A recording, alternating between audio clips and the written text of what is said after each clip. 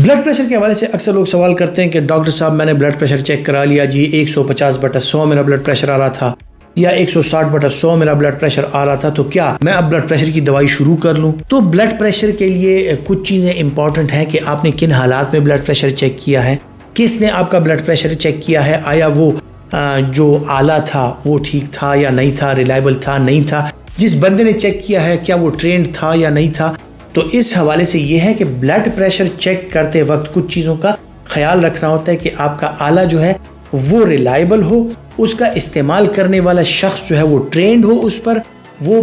Proper तरीके से apply करके आपका ब्लड प्रेशर ले। और ब्लड प्रेशर लेने से पहले जो आपका माहौल है, आपका एनवायरनमेंट है, वो पुरसकून होना चाहिए। आपको तकरीबन 15 मिनट रेस्ट में बैठकर, अच्छे से माहौल में बैठकर, उसके बाद अगर आप अपना ब्लड प्रेशर चेक करवाते हैं तो ये रीडिंग जो होती है ये ज़्यादा रिलायबल होती है।